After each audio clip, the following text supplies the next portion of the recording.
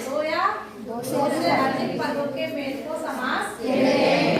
समास के 6 भेद हैं। पहला है हमारा अव्ययीभाव समास, दूसरा है तत्पुरुष समास, तीसरा कर्मधारय समास, द्वंद्व समास, पांचवा छठा बहुव्रीहि समास। ठीक है ना।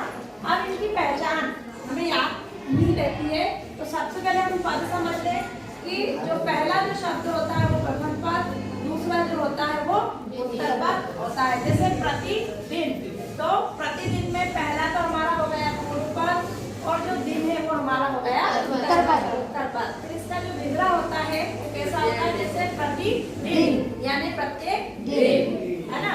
तो इसकी पहचान है अव्ययीभाव की, पहला जो पद होता है वो अव्यय होता है।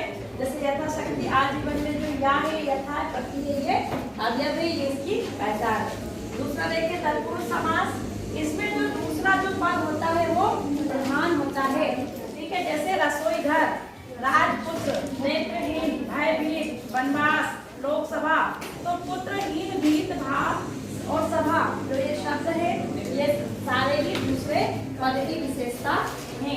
तीसरा है हमारा कर्मधारय समास, इसमें भी 2 पद होते हैं। पहला पद विशेष, दूसरा पहला विशेषण, दूसरा विशेष होता है।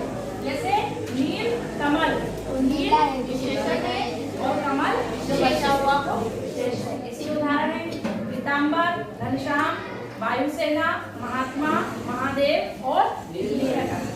चौथा है हमारा द्वंद्व समास, इसमें दोनों ही पद समान होते हैं। जैसे माता और पिता, विभक्ति का लोप होता है जब विग्रह करते हैं तो माता और पिता, भाई बहन, रात दिन, राम लक्ष्मण इसके उदाहरण है। पांचवा है हमारा द्विगु समास, इसका जो प्रथम पद होता है वो संख्यावाची होता है। हमें पता चल जाता है कि संख्या है ना, उससे हम पहचान लेते हैं द्विगु। जैसे त्रिभुवन यानी 3 भवन की बात हो रही, पंचवटी 5 वटों का समाहार, नवरात्रि, त्रिलोक आदि। छठा हमारा बहुव्रीहि समास, इसका जो 2 पद होते हैं दोनों पद के अलावा तीसरा पद विशेष बताता है, तीसरा अर्थ हमें बोध कराता है। इसके उदाहरण है दशानन अर्थात 10 है जिसके आनंद, रावण, लंबोदर लंबा है जिसका उदर अर्थात गणेश, और चंद्रशेखर, शत्रुघ्न जिसके उदाहरण। ठीक है, आए समझ में।